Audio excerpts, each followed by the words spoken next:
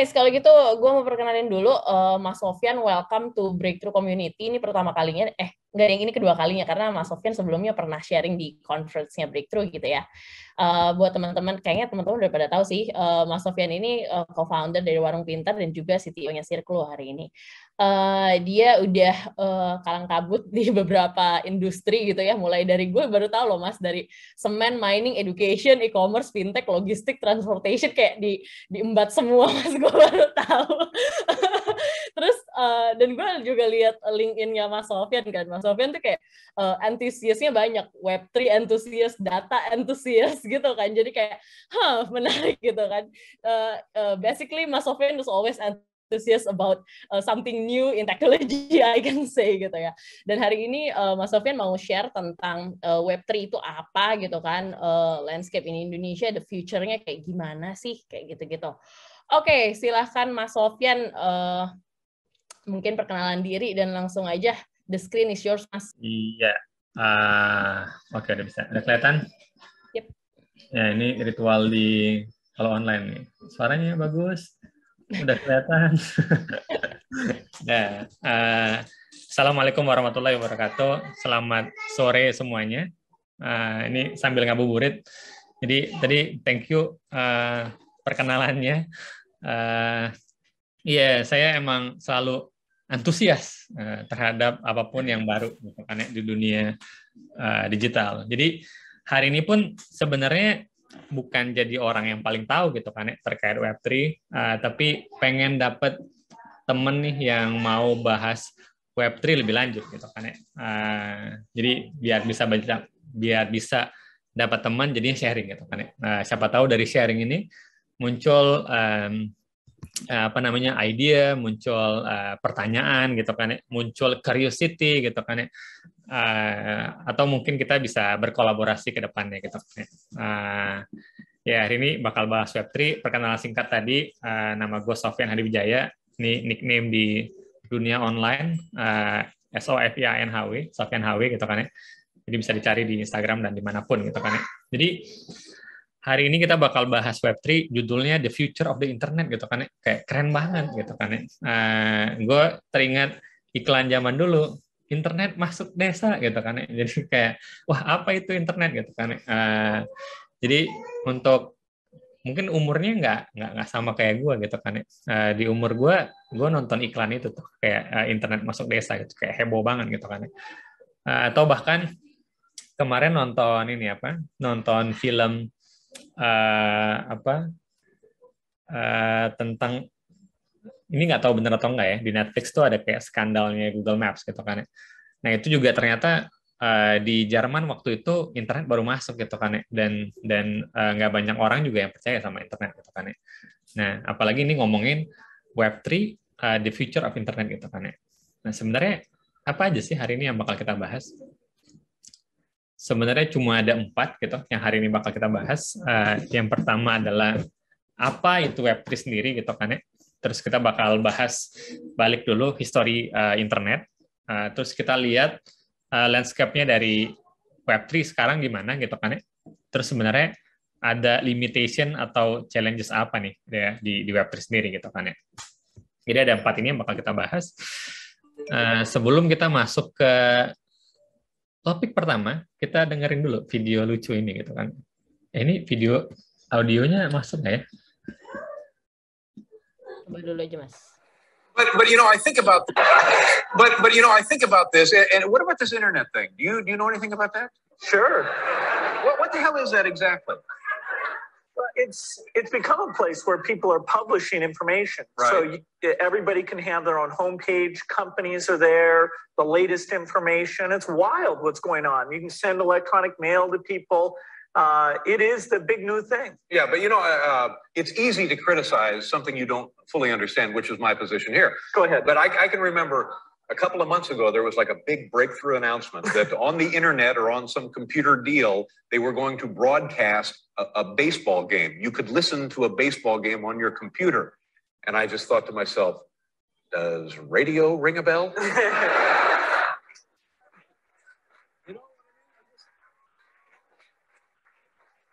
There's a difference. There's a difference. It's not a huge difference. What is the difference? But you can listen to the baseball game whenever you want. All right. Too. Oh, I see. So it's stored in one of your memory deals, Exactly. and then you can come That's back the a year RAM thing later. you talked about earlier. Yeah. Do tape recorders ring a bell?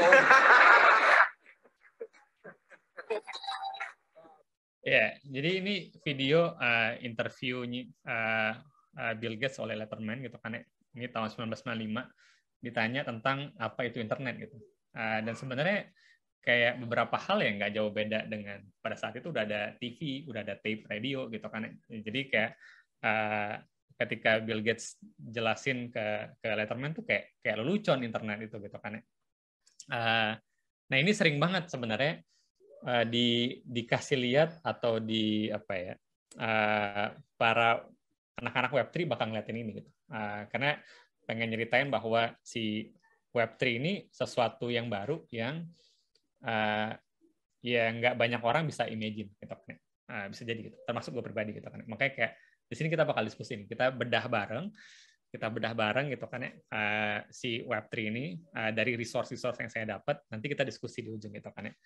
Jadi kalau lihat video ini kayak apa ya, dia bilang kayak, oh ya ada the big announcement gitu kan ya, orang bakal tayangin baseball di internet gitu kan ya, ya toh orang udah bisa nonton TV gitu kan ya. Tapi Bill Gates bilang kayak, oh enggak nanti lo bisa putar ulang gitu kan ya. Oh kayak tape gitu kan ya. Jadi kayak maksudnya kayak apa yang baru gitu kan ya, sama aja gitu kan ya. Nah jadi kayak, nah apakah beneran ini pun si Web3 ini beneran bakal jadi hal yang sama kayak gini gitu kan ya.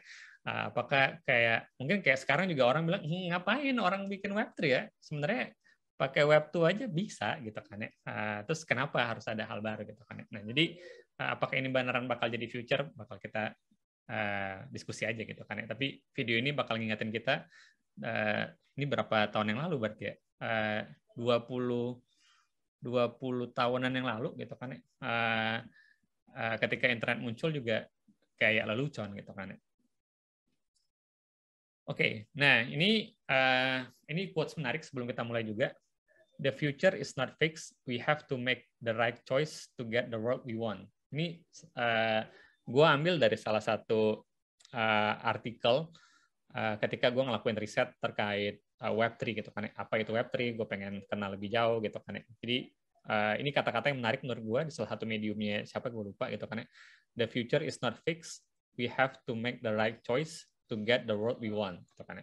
Itu yang pertama. Nah, quotes yang kedua yang menarik, the best way to predict the future is to create it. Jadi tadi kan kita ngomongin tentang Web3, the future of internet gitu kan ya. Nah, jadi kalau kita mau ngeprediksi the future internet kayak apa, ya kita bikin gitu kan ya. Nah, apakah Web3 bisa jadi sarana kita untuk membuat internet yang baru? Ya, kita coba lihat. Nah, makanya kita untuk tahu, kita bahas dulu sebenarnya Web3 itu apa gitu kan ya. What is Web3? Nah, kalau kita lihat Wikipedia, sebenarnya ketika nyari Web3 ya, karena ini hal yang baru, ada banyak istilah ngomongin Web3 sebenarnya. Nah, ini dari Wikipedia aja jadi yang gue ambil gitu kan. Menurut Wikipedia, Web3 is an idea for new iteration of web based on blockchain technology, which incorporates concepts such as decentralization and token-based economic. Gitu kan. Jadi kalau dilihat di dalam Web3 ini, itu dia bakal pakai base-nya blockchain, gitu kan, blockchain teknologi yang dia incorporate dengan desentralisasi dan token-based economic, gitu kan. Jadi kayak insentifnya based on the token economics, gitu kan. Nah ini pengertiannya dari Wikipedia, gitu kan. Sebenarnya ada banyak, termasuk salah satu yang gue suka itu si Gavin Wood. Gavin Wood itu salah satu co-founder dan sekaligus CTO-nya Ethereum. Sekarang dia bikin beberapa hal yang berbeda. Ketika orang mau bikin si chain sendiri gitu, dia bikin si substrate gitu kan ya. Ketika dia ngelihat kayaknya harusnya teknologi di Web3 atau di blockchain ini harusnya nggak dimiliki oleh satu company manapun atau dikuasain oleh satu company manapun. Makanya dia juga coba bikin yang namanya Polkadot gitu kan ya. Dan ada banyak hal. Bahkan dia sempat bikin yang namanya Web Web3 Foundation gitu kan ya. Jadi ada websitenya Web3 Foundation. Di sana kalian bisa belajar tentang blockchain dan bahkan mereka bikin summit hampir tiap tahun gitu kan ya terkait Web3. Nah, kita lanjut. Ini sebenarnya pengertian Web3 secara dasar gitu kan ya. Beberapa sumber lain juga kurang lebih ngomongin hal yang sama gitu kan ya. Tapi sebenarnya gue sendiri baca ini masih bingung juga. Sebenarnya Web3 itu apa gitu kan ya? Apa sih Web3? Nah, mungkin sejarahnya akan menjelaskan lebih baik gitu kan ya. Dan fungsinya sendiri si Web3 itu akan menjelaskan lebih baik. Sebenarnya apa sih itu Web3 gitu kan? Nah, kita lihat history early di internet gitu kan ya.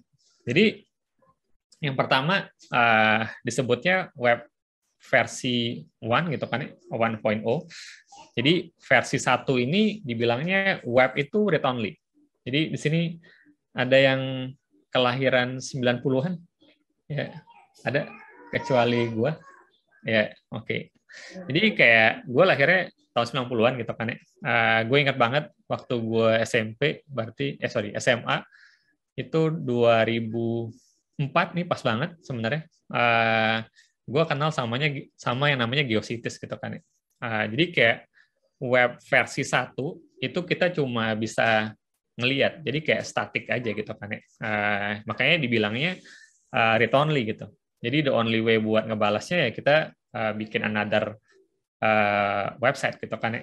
Jadi yang pertama itu read only. Jadi kalau dilihat dari gambarnya ya orang punya server gitu kan ya. Dari server itu dia masukin static website atau HTML atau gambar gitu kan ya, yang kemudian bisa dibaca sama orang lain gitu kan ya. Itu. Nah, evolusi berikutnya ini yang kita rasakan sampai sekarang gitu kan ya, 2004 sampai sekarang itu dari read only sekarang bisa write gitu. Nah, makanya ada banyak kayak tadi yang gue sadar sendiri si Wikipedia itu kan crowdsourcing gitu kan ya, crowdsourcing yang divalidasi gitu kan ya. Jadi akhirnya bisa read and write gitu. Atau zamannya kita sering banget pakai sosial media gitu kan ya. Jadi nggak cuma kita bisa baca, tapi kita juga bisa ngerespon. Sehingga di sini terjadi interaksi gitu kan, interaksi dari satu orang ke orang lainnya gitu kan ya. Jadi dari A ke B bisa interaksi, baik itu chatting, mau itu blogging yang di komen gitu kan ya, baik itu bahkan sampai ke transaksi gitu kan ya. Jadi marketplace akhirnya bisa bikin kita bertransaksi jual beli. Nah, tapi kayak ini sebenarnya kalau baca beberapa artikel ya, apa sih yang nge-trigger orang-orang ini buat bikin Web3 gitu kan ya? Atau movement Web3 itu datangnya dari mana gitu kan ya? Nah, kalau dilihat salah satunya di hal yang diungkapin sendiri sama si Gavin Wood. Jadi kayak orang-orang ini tuh menganggap bahwa Web2 itu broken, mereka bilang. Brokennya kenapa?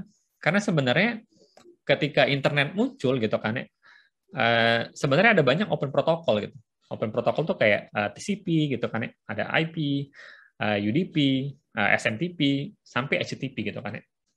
Nah, menariknya apa yang mereka bilang broken, ketika sampai di tahun 2000, hal-hal yang open protocol ini akhirnya dimanfaatkan sebagian perusahaan, sehingga hal yang awalnya open protocol jadi dikuasain oleh suatu perusahaan dan data-datanya itu dimonetize gitu kan ya. Nah, ini ada 3 list company yang lumayan sering di-mention, yaitu ada Google, ada Facebook, Amazon gitu kan ya. Nah, yang disindir misalnya kayak protokolnya SMTP gitu. Protokol SMTP ini kan open source dan open protocol gitu kan ya.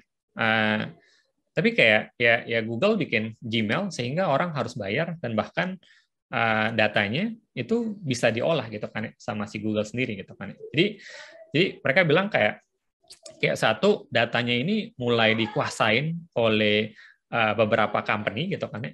Terus yang kedua, kita sebagai user yang notabene kita ikutan ke dalam berpartisipasi gitu kan ya, ke dalam keuntungannya, tapi kita nggak dapat insentif gitu. Terus kayak kita juga nggak bisa kontrol data kita ini diapain gitu kan ya, dan gimana cara ngekontrolnya gitu kan ya. Dan kalau data breach kenapa gitu.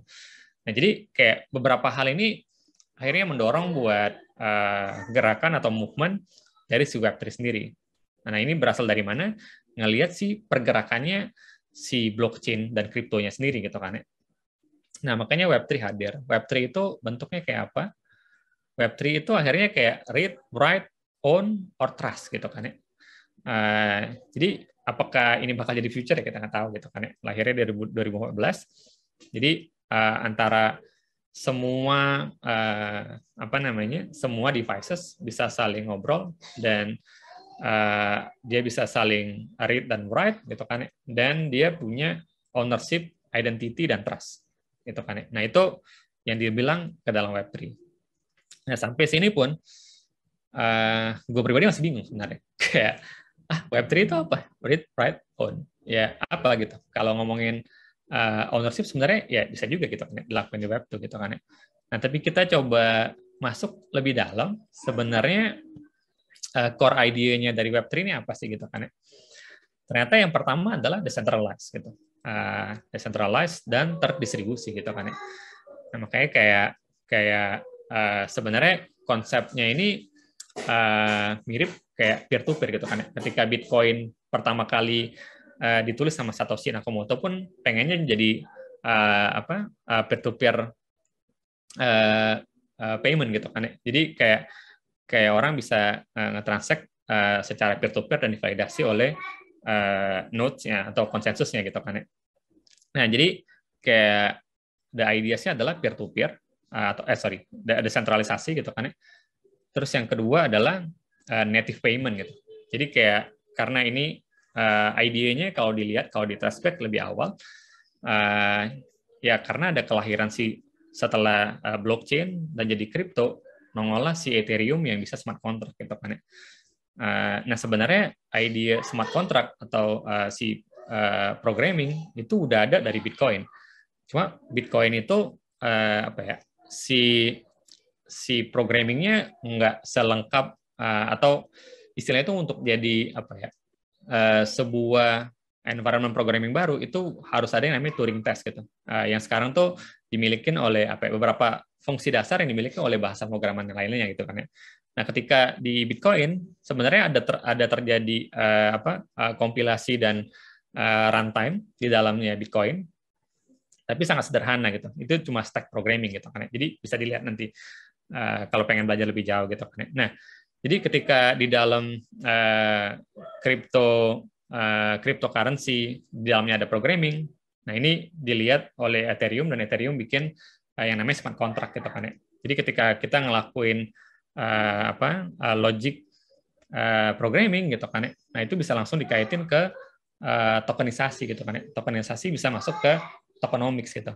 Nah, makanya kayak salah satu core idea-nya selain desentralisasi adalah native payment gitu kan ya.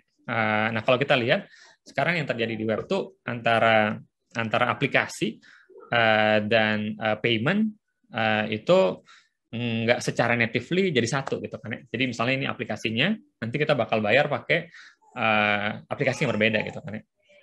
Jadi atau kayak pencatatannya bakal beda gitu kan. Jadi ini nggak nyatu gitu kan ya. Terus the idea yang keempat adalah permissionless. Gitu. Permissionless tuh artinya kayak siapapun bisa ikut ke dalam konsensusnya, gitu kan ya, dengan identity yang dipunya gitu kan ya. Terus yang terakhir ya si trustless gitu kan ya. Jadi kayak dulu itu ada yang bilang kayak kalau nggak punya key-nya berarti itu bukan uangmu gitu kan ya. Jadi kayak ini tuh kalau kita sebagai programmer gitu kan ya, udah biasa misalnya kita ada di GitHub gitu kan ya. Di GitHub kita bisa nge-clone atau nge-push dengan HTTP gitu kan ya, si protokolnya, atau kita bisa pakai SSH gitu kan ya. Gimana caranya SSH? Kita biasanya generate si ID RSA public gitu kan ya, di komputer kita, terus kita copy si public key-nya ke dalam si GitHub-nya kita gitu kan ya. Sehingga kita bisa ngelakuin clone push itu dengan secara seamless gitu kan ya, tanpa masukin password. Nah itu juga sekarang yang dijadiin sebagai identity dan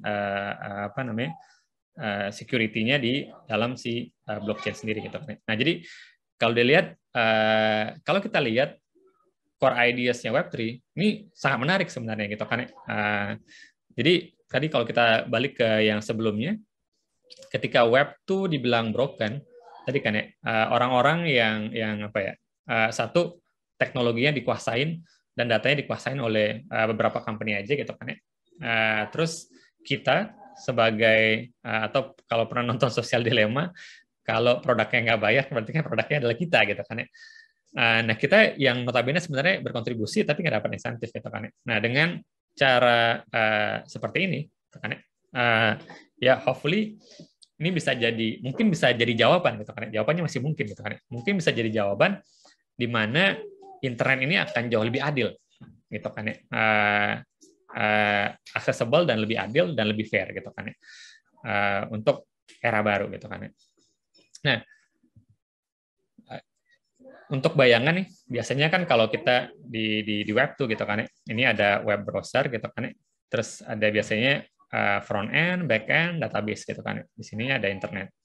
Nah, kalau kita lihat sebenarnya di dunia web tuh di dunia Web3 kayak apa gitu kan ya? Secara arsitektur. Nah, sebenarnya Web3 ini udah berkembang luar biasa ya. Walaupun masih dianggap pelan gitu kan ya. Jadi di sini ada internet, di sini ada browser, front end-nya masih sama gitu kan ya. Untuk bikin single sign on sekarang udah ada beberapa services kayak MetaMask, jadi dia bisa jadi sign up, ini bisa jadi ngasilin nanti kita bisa bikin JWT token gitu kan ya buat akses. Terus untuk akses ke node mungkin jauh, sekarang ada beberapa yang nyediain node gitu kan ya, yang nyediain ada Alchemy sama Infura gitu kan ya. Terus beberapa kalau familiar dengan kayak cloud storage, nah sekarang ada bukan sekarang ya, dari dulu sebenarnya ada yang namanya IPFS gitu kan ya. Jadi tempat kita nyimpan, ini mirip-mirip kayak BitTorrent gitu kan ya. Zaman dulu kita biasa sharing file pakai BitTorrent, jadi ini bisa peer-to-peer maupun ke website sendiri gitu kan ya.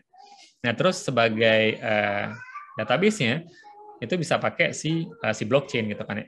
Jadi dari si provider ini bisa nanti komunikasi ke blockchain-nya gitu kan ya, via si smart contract nih. Nah terus the graph ini buat ngasih signal gitu kan ya. Kalau sebenarnya kalau kita ngoding si Solidity di dalam EVM itu ketika kita ngelakuin sebuah transaksi gitu kan ya, kita tuh bisa kirim notifikasi gitu. Namanya emit gitu kan ya.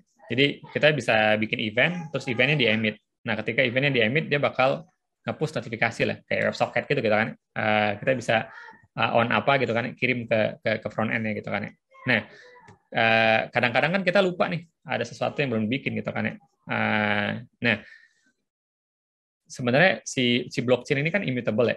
Jadi kalau kita nulis sesuatu coding, udah masuk ke sini gitu kan ya. Nah agak susah tuh bukan agak susah ya, bahkan kayak ya kita harus bikin arsitekturnya biar bisa upgradable gitu kan ya. Nah caranya ada the graph gitu kan ya.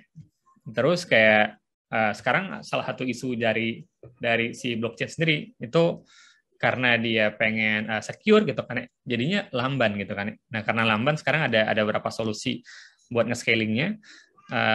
Itu ada contohnya kayak Polygon gitu kan ya. Jadi ada mereka bilangnya layer 2. Jadi instead of satu-satu di-push ke layer utama gitu kan ya.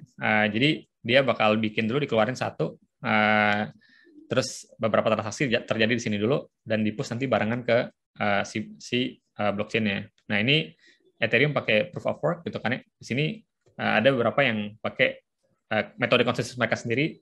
Salah satunya misalnya kayak proof of stake gitu kan ya. Nah itu nanti kita pelajari lebih lanjut gitu kan ya. Jadi kurang lebih kayak gini nih, secara arsitektur gitu kan, gimana si Web3 ini bekerja. Nah kalau kita lihat landscape-nya gimana sih tentang si blockchain ini sendiri, Web3 ini sendiri.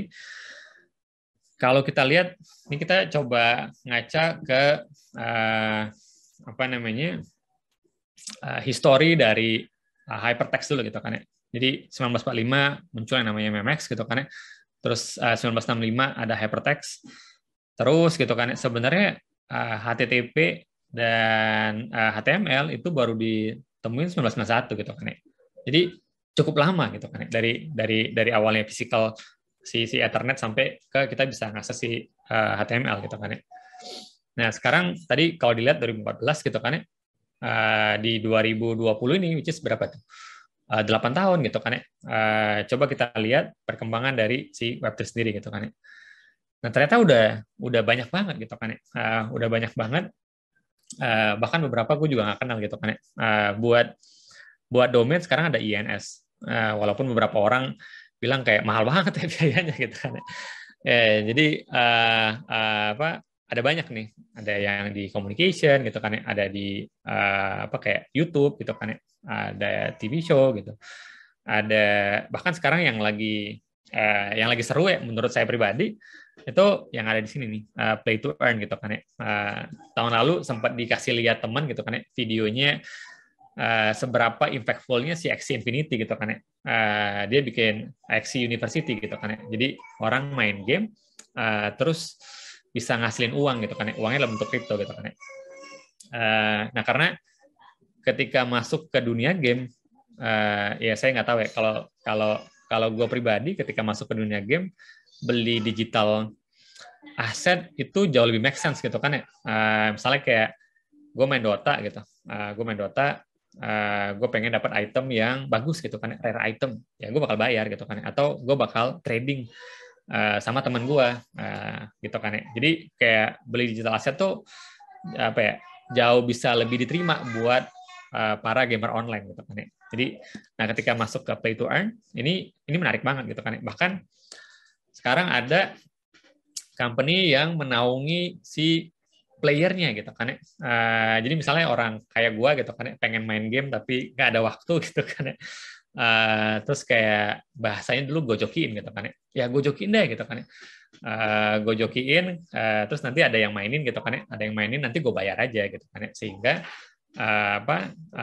level ataupun item si karakter gue tuh bakal berkembang gitu kan ya.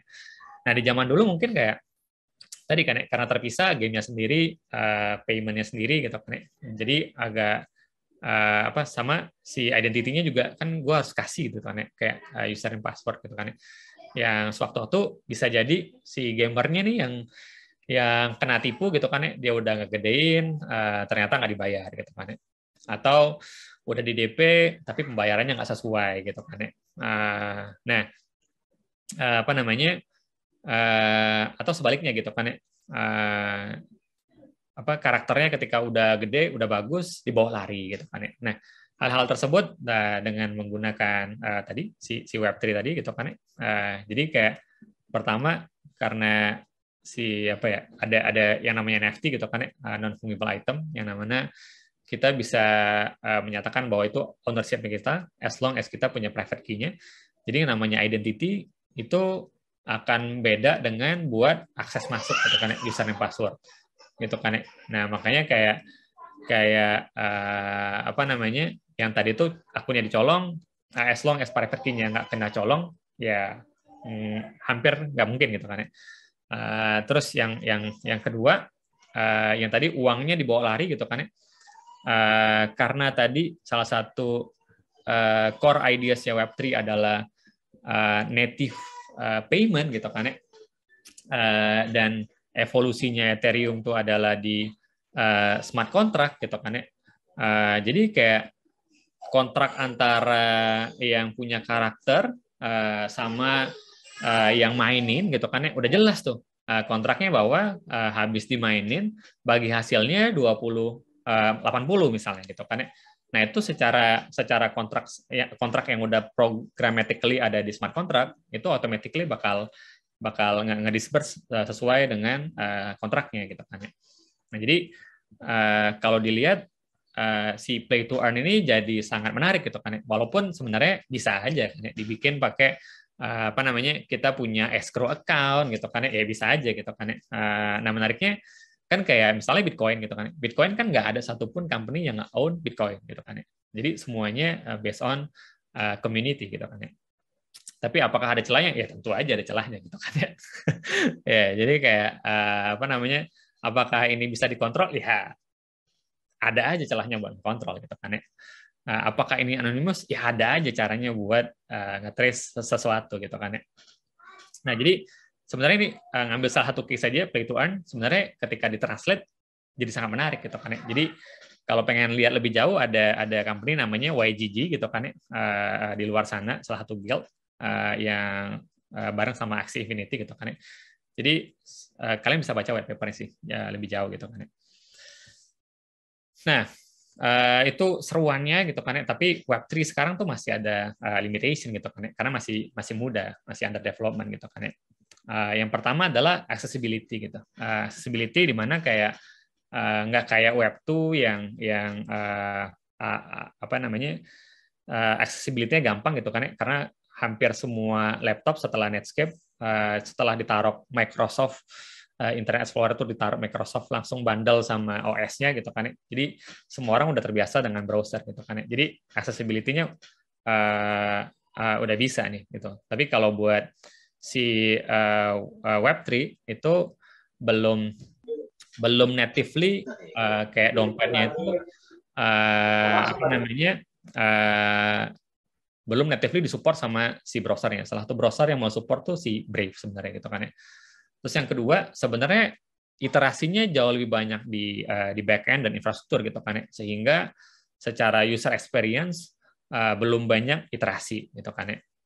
Terus yang terakhir, edukasi gitu kan ya. Ya tadi lah, ngedukasi buat internet dari dari radio dan ya radio lah ya, televisi kita juga anggap radio gitu kan ya. Dari sana aja ke internet lumayan susah gitu kan. Jadi anggapannya itu edukasi buat masuk ke dalam si Web3 ini juga apa ya akan susah gitu kan ya. Ini limitasinya. Kemudian ini disampaikan oleh si Juan Bennett gitu kan ya, di Web Summit-nya Web3 tahun 2019 gitu. Jadi si Juan Bennett ini yang bikin IPFS gitu kan ya, sama Filecoin. IPFS itu underlying si protokolnya gitu kan ya, tapi dia bikin sesuatu yang bisa ada tokenomics-nya, itu Filecoin namanya gitu kan ya. Nah, jadi dia bilang kayak challenges-nya si Web3 sekarang, pertama crypto system are hard gitu kan ya. Jadi kayak buat apa ya, buat kita mempelajari si crypto system tuh ya susah banget gitu kan ya. Terus dia bilang P2P system are hard gitu kan. Jadi nah kemarin juga mereka udah ngenalin Leap P2P gitu kan ya. Jadi kalian bisa lihat kayaknya udah ada banyak implementasi di berbagai bahasa gitu kan ya. Golang kalau nggak salah ada di Rust juga gitu kan ya. Jadi buat komunikasi peer to peer tuh udah mulai ada library-nya gitu. Terus economic system are hard. Ya, jadi kayak untuk mengenalkan si economic system ini lumayan susah gitu kan ya. Bahkan di zaman sekarang tuh banyak yang nganggap bahwa bukan banyak yang nganggap ya, bahkan banyak orang yang tidak bertanggung jawab memanfaatkan kefomoan tentang cryptocurrency dan tokenisasi ini untuk keuntungan pribadi gitu kan ya. Jadi kayak economic system sih are hard gitu kan ya. Terus mereka juga bilang we don't have enough tools gitu. Jadi untuk development nggak sekaya kayak kita ngedevelop Web2 sekarang gitu kan ya. Tapi kayak mereka udah liatin tuh, udah perlahan-lahan ada beberapa hal itu mulai dibikin gitu kan ya. Nah, that's why dia bilang this make safe development too slow. Jadi kayak beberapa hal ini, keempat ini gitu kan ya. Karena mereka ini kan pengen banget tuh nge-incentivize orang-orang yang berkontribusi gitu kan ya, dalam melahirkan ekonomi gitu kan ya. Jadi kayak gimana cara ekonomi gitu kan ya. Jadi kayak dan orang-orang itu dapat sesuai dengan apa yang dia lakukan gitu kan ya, dan nggak tertukar gitu kan ya. Nah makanya kayak mereka tuh selalu pengen bikin sesuatu yang aman gitu, makanya jadi lamban gitu sih. Jadi kurang lebih itu nih hasil dari si Web3. Jadi apakah Web3 akan jadi the future internet? Ya jawabannya ada di tangan Anda semua yang hadir di seminar hari ini gitu kan ya. Apakah Anda ingin membawa sisi baik untuk ke dalam Web3? Ya, jadi segitu aja. Let's discuss. Itu kan ya. Siapa tahu di sini ada yang punya pendapat dan seru-seru nih terkait Web3. Mari kita berdiskusi. Thank you Mas Sofyan. Ini udah ada yang nanya sih. Jadi teman-teman kalau mau nanya bisa di chat box langsung atau di Slido yang udah di-share ya. Oke. Atau mau open mic juga silahkan, kita sambil ngabuburit ya guys. Ya, betul. Kita ngobrol bareng aja. Oke, Mas, ada yang nanya di Slido. Katanya ini penunggu azan maghrib nama orangnya. Oke. Kamu tanya awam banget katanya. Ketika data kita ada di seluruh network, bukankah itu artinya data kita jadi public? Everyone can see it. Thank you. Ya, itu benar banget gitu kan. Ya, bahkan kita bisa ngelakuin ini ya, kayak si Etherscan gitu kan. Jadi dunia blockchain ini makanya kayak sebenarnya kalau mereka bilang tuh kayak, ini gue selalu bilang mereka ya, karena gue pribadi masih dalam riset gitu kan ya.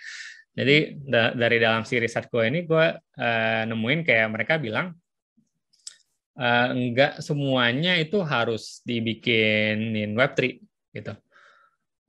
Jadi, nah ketika ini salah satu pertanyaannya, mau tanya, banget, ketika data kita ada di seluruh network, bukankah itu artinya data kita jadi public? Nah, ketika yang tadi si transaksi itu ya value-nya bakal jadi public gitu kan. Makanya muncul beberapa orang, ini bukan terkait Web3 ya. Si blockchain gitu kan, dia bilangnya private blockchain gitu. Jadi yang pengen didapat itu adalah si immutable dan proof of work-nya atau konsensusnya dari blockchain sehingga dipakainya secara private gitu kan ya. Gitu. Jadi tapi nggak harus blockchain gitu kan. Ketika peer to peer kan yang tahu cuma gua sama lu gitu. Tapi bakal divalidasi gitu kan oleh teman kita yang lain. Nah, catatan aja di dunia blockchain itu semuanya sangat open, bahkan kode kita pun open gitu. Jadi kalau kita bikin smart contract gitu kan, kita bikin smart contract, kita deploy gitu kan ke Ethereum gitu kan atau yang lainnya gitu kan nanti ada yang namanya Etherscan. Jadi kita bisa nge-scan alamat kontrak kita. Nah, itu nanti ada source code-nya gitu. Nah, jadi menariknya tuh kayak ini di luar pertanyaannya gitu kan. Jadi kayak public itu bukan hanya datanya gitu kan bahkan si code kita pun jadi public gitu. Dan transaksi kita pun jadi public gitu kan. Makanya orang bilang kayak oh iya pakai blockchain jadinya nggak bisa di-trace gitu. Nah, sebenarnya bisa aja di-trace gitu. Kalau orangnya ninggalin jejak gitu kan. Jadi kan ketika dia transaksi dia bakal pakai si public key-nya gitu kan.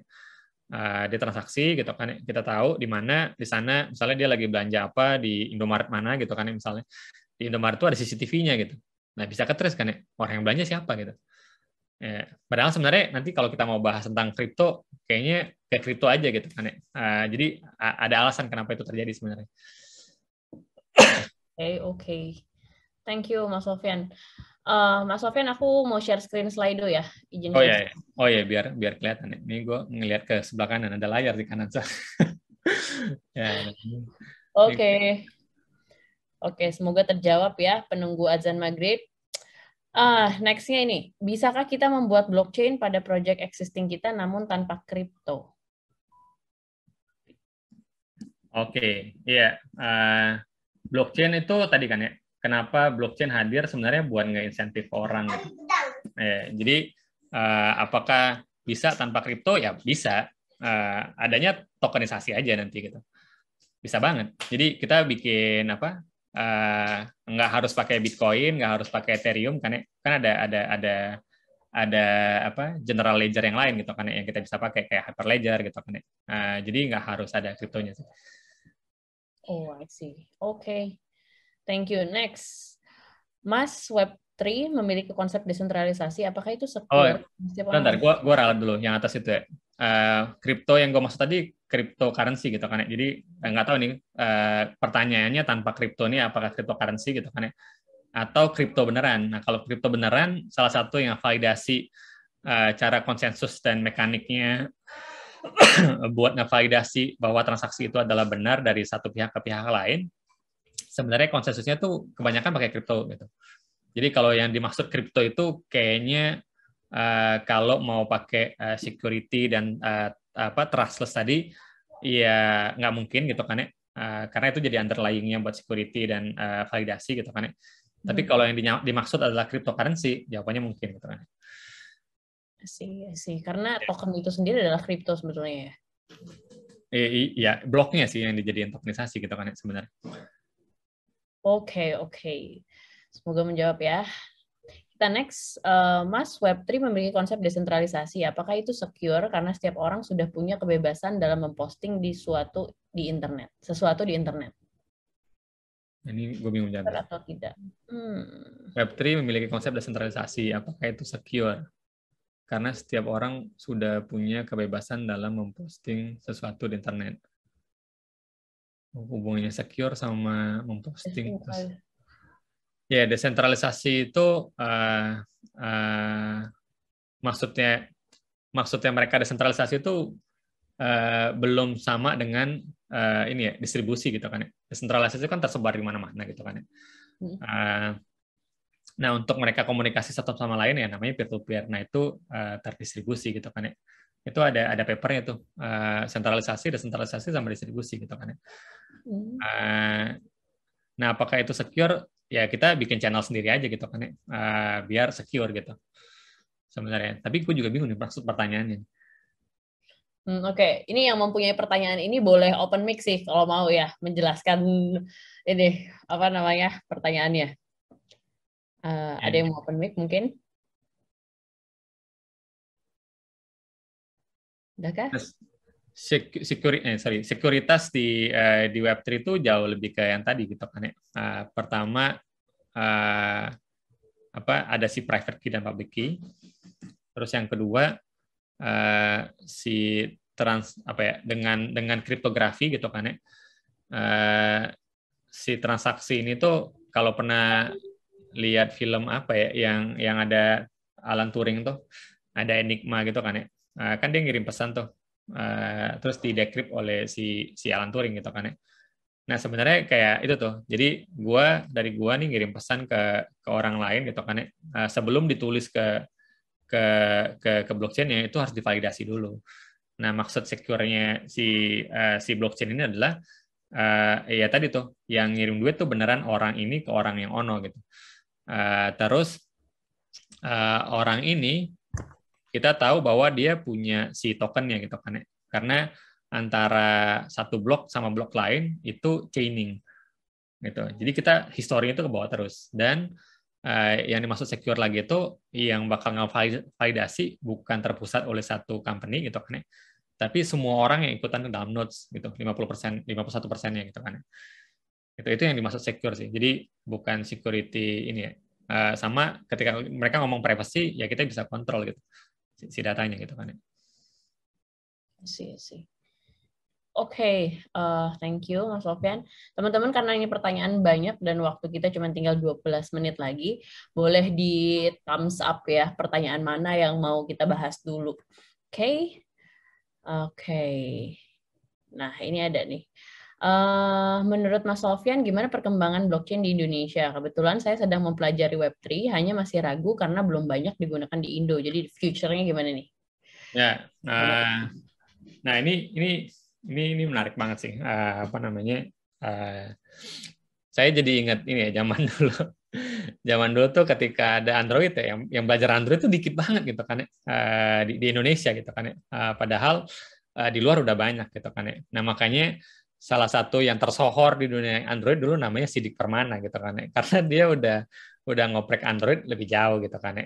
Nah, sekarang emang di Indo belum banyak gitu kan ya, belum banyak bisa dibilang, cuma mulai lah gitu, mulai kalau gue pribadi lihat beberapa teman yang seangkatan gitu kan ya, dan di orang-orang Web 2 bisa jadi itu udah mulai terjun ke Web 3 gitu kan ya, baru-baru ini ya, ini nggak gue lihat 5 tahun yang lalu gue nggak lihat gitu kan ya. Nah sekarang ini kalau lihat gue nggak tahu deh, mungkin efek pandemi gitu kan ya. beberapa teman tuh udah jadi maniak Web3 gitu kan. Bahkan kayak ada beberapa teman yang rela ninggalin posisinya buat buka company baru di Web3 gitu. Ya, nah ada komunitasnya sih. Cuma kemarin sepi gitu kan. Mungkin kalau teman-teman di sini nanti buat ramein itu bisa lihat Web3 Nusa lupa. Nanti bisa join ke Discord-nya. Ya, udah ada komunitasnya. Mungkin nanti kita hidupin bareng gitu kan. Atau Altera nih bikin. Boleh. Kita bisa collab lah ya. Yeah. By the way, Mas, terkait dengan hal itu ya. Nah, ini ada pertanyaan juga nih, learning path-nya untuk developer kalau ingin mengembangkan aplikasi di lingkungan Web3 itu gimana learning path-nya? Belajar apa dulu nih roadmap? Ya, nah yang tadi berarti tuh di slide kita sebelumnya gue liatin aja ya? Boleh. Biar kelihatan ya. Yang tadi ya, mana ya? Yang si arsitekturnya. Nah, jadi dari sini kayaknya bisa ketahuan tuh si learning path-nya. Kira-kira yang dipelajari apa aja gitu kan ya. Ini juga kemarin gue coba bikin si desktop satunya ini. Nah, kelihatan? Oke. Lagi started screen lagi loading, Mas. Udah, participant can now see your application. Nah, ya. Yes. Harusnya bisa ya. Ya, nah apa aja yang harus pelajari? Pertama harus punya wallet gitu kan ya. Kita harus punya crypto asetnya gitu kan ya. Nah, dari crypto asetnya sebelum kita beli, kita harus tahu kita mau deploy ke network yang mana. Network ini sama kayak anggapannya cloud provider gitu kan. Kita mau ke Solana, kita mau ke Ethereum gitu kan ya. Karena smart contract ini sekarang tuh yang gede ada beberapa gitu kan ya. 2 yang tergede kayaknya Solana sama Ethereum gitu. Ya, atau ada banyak yang mereka nyebutnya EVM compatible. EVM itu Ethereum Virtual Machine Compatible gitu kan ya. Jadi contohnya punyanya Binance gitu kan ya. Awalnya Binance bikin sendiri gitu kan ya. Nggak terlalu laku. Akhirnya dia bikin suatu network yang EVM compatible gitu. Sehingga orang-orang yang dulunya bikin aplikasi smart contract itu bisa masuk ke dalam ekosistemnya si Binance gitu kan ya. Nah, jadi pertama kita beli dulu asetnya gitu kan ya. Tapi lihat kita mau deploy-nya ke yang mana. Walaupun sebenarnya misalnya kita belinya ETH gitu kan ya. Ternyata kita mau ke Solana, ya ada exchange-nya sih. Jadi kita bisa tukar gitu kan ya, baik central exchange maupun decentral exchange gitu kan ya. Jadi bisa pakai jual terus beli gitu kan ya. Yang pertama kita punya wallet-nya, karena untuk deploy kita nanti butuh yang namanya gas fee gitu kan ya. Tapi jangan takut nih, kalau nggak mau keluar duit sepeser pun, ada yang namanya testnet gitu kan ya. Nah, ada yang namanya testnet, kita bisa dapat free gitu kan ya, free cryptocurrency gitu kan ya, crypto aset itu dengan berbagai cara, posting di sosial media gitu kan ya. Atau minta-minta gitu kan ya. Atau kalian kalau butuh ETH kabarin gitu kan ya. Gue banyak ETH tapi di testnet gitu kan. Ya. Ada lah kemarin berapa ya? Nggak banyak sih, cuma berapa ya? 50 kayaknya, 50 ETH. Kan lumayan ya kalau beneran di mainnet tuh udah berapa ratus juta. Ya, sayangnya mainan gitu kan. Ya, pertama kita punya crypto asetnya dulu, karena ketika untuk deploy gitu kita butuh uang gitu kan ya. Atau kalau nggak mau di testnet bisa di lokal juga gitu. Ada beberapa yang nyiapin lokal gitu kan ya. Nah, kalau udah siap walletnya, pengetahuan tentang wallet gitu kan ya, kita belajar tentang smart contract gitu kan ya. Nah, smart contract ini ada banyak juga. Mau di Solana beda gitu kan ya. Nah, sekarang kebanyakan tadi kan ya, ada banyak yang bikin EVM compatible gitu kan ya. Jadi kita bisa belajar Solidity. Jadi bahasa pemrogramannya Solidity. Kemarin bisa dicobain di build space atau si crypto zombie gitu kan. Jadi kita bisa cobain tuh dari tutorialnya. Terus buat IDE bisa pakai remix gitu kan ya bawaannya, remix menarik gitu kan ya, atau ya pakai biasa Visual Studio gitu kan ya. Nah nanti kita butuh development tools gitu kan ya. Jadi kalau mau seandainya di lokal nih, di lokal kita mau coba deploy smart contract kita ke lokal gitu kan ya. Nah kalau ke lokal bisa pakai Hardhat gitu kan ya. Hardhat ini dia itu based on Node.js kayaknya. Kita bisa spawn node, terus bisa menariknya bisa logging sama bisa testing juga, sama deploying. Gitu. Nah sebenarnya ini ada Infura, ada Alchemy gitu kan ya. Ini kenapa gitu kan ya? Nah karena ketika nge-deploy ini biasanya butuh waktu lama gitu kan ya. Nah kita bisa butuh bantuannya dia, atau JSON RPC kita bisa lewat sini dulu. Jadi nggak usah akses ke sini gitu kan ya. Ini kan dia bakal punya node nih. Karena tadi yang ditanyain kan ada node-nya di copy ke semua.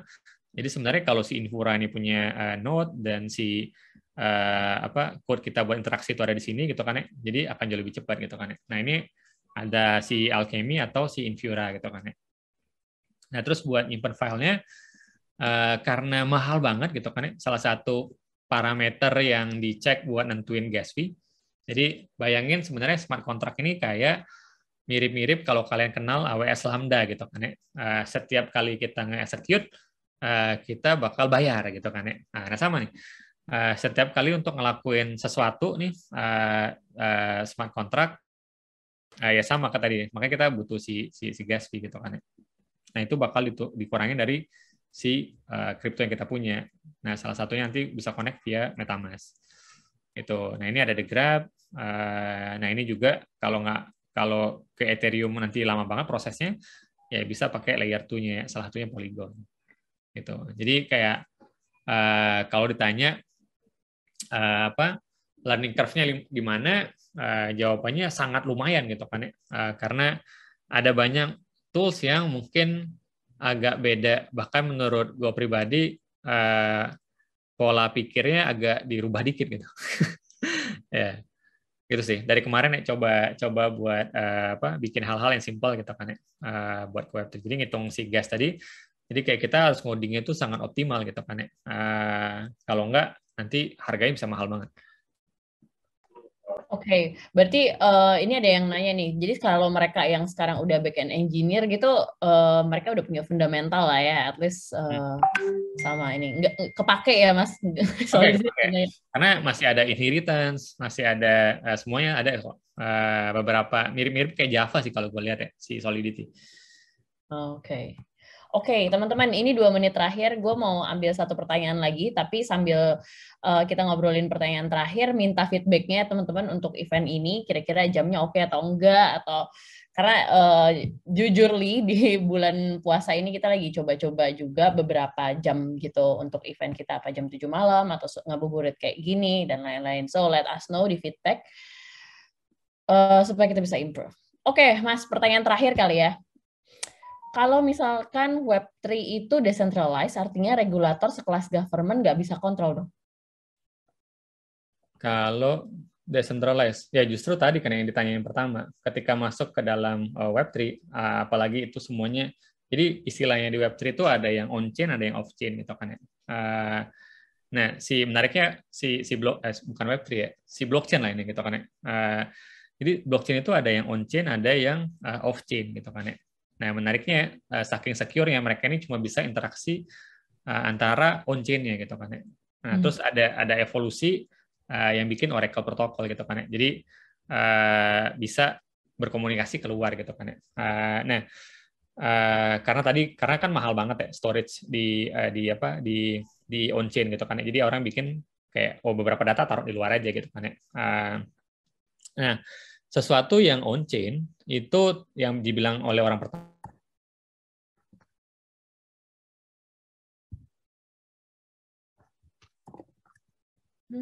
blockchain ya si orang-orang yang private aja yang bisa lihat gitu kan ya. Jadi kalau dia pakai public blockchain ya bisa dilihat oleh banyak orang gitu kan ya. Nah, artinya regulator ya bisa banget gitu. Bisa banget. Kalau kita bisa nge-track kayak wallet-nya ada di siapa aja gitu kan. Misalnya kayak wallet gua public address-nya 0x bla bla bla bla bla bla bla bla gitu kan. Nah, itu kan bisa di-trace. di Etherscan gitu kan, ada transaksi berapa aja. Transaksi berapa aja, dia ngapain aja. Ya bisa banget itu. Tapi mereka lebih bisa trace ya dibanding controlling berarti ya? Ya benar. Itu pertanyaannya. Oh ya, kontrol ya. Kalau kontrol jawabannya hampir nggak bisa gitu. Ya, bisa ketika dia nguasain 51% dari netnya. Iya, iya. Oke, kalau gitu kayaknya itu pertanyaan terakhir kita ya, Mas Sofyan hari ini. Karena lebih baik kita siap-siap ngabuburit kali ya, Mas Sofyan. Siap-siap ngabuburit, siap-siap buka puasa kali ya. Oh ya, nextnya mungkin join si Breakthrough ini ya, Breakthrough Discord tadi gitu kan ya. Terus kita bisa ngobrol aja nanti. Kan tadi kan ya, salah satu goals gue bikin talks ini adalah punya banyak teman yang penasaran gitu kan ya. Terus kita bisa diskusi bareng. Oke, so Discord-nya ada di chat ya teman-teman, silakan join di situ. Ada Mas Sofyan juga di dalam situ. Jadi mau dibikinin channel, kita bikinin channel untuk ngomongin Web3 dan juga blockchain. Kebetulan di bulan depan kita ada series of blockchain juga dibawain sama Bang Sastra Nababan gitu. Jadi buat teman-teman yang masih penasaran Web3 dan blockchain, join Discord kita. Gitu ya. Betul ya. Jadi kita bisa diskusi dan tadi gitu kan ya, karena banyak orang bilang blockchain, crypto, Web3 scam gitu kan ya. Ya itu karena ada banyak orang yang tidak bertanggung jawab aja gitu kan ya, yang memanfaatkan si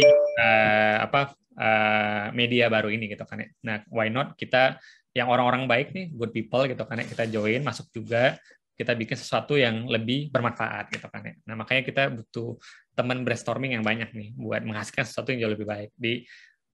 Ya nggak tahu, siapa tahu Web3 beneran jadi future internet gitu kan. Iya, dan orang-orang di Indonesia udah ready dengan itu ya nggak sih, Mas? Iya, dan ini belum telat gitu karena Web3 baru nongol 2014 gitu kan ya. Jadi kayak saatnya buat kita bikin kalau mau menyaingi ya belum terlalu telat banget gitu kan ya. Baru 8 tahun yang lalu gitu. Jadi masih sempat buat menguasain banyak hal dan bikin sesuatu gitu. Karena masih bolong tadi yang dibilang sama si Joan Bennett tadi gitu kan ya. Ya. Oke, kalau gitu thank you so much Mas Sofyan udah di sini, waktunya yang sangat-sangat padat, gue tahu banget. Thank you juga buat tim Breakthrough, buat Salsa, buat Ica, buat Mbak Wiwit, dan thank you buat teman-teman di Breakthrough Community. Feel free to join Discord kita because it's free ya, dan juga jangan lupa feedbacknya teman-teman ditunggu. Thank you so much kalau gitu. Yo, thank you. Ya. Bye. Bye. Berbuka guys. Bye.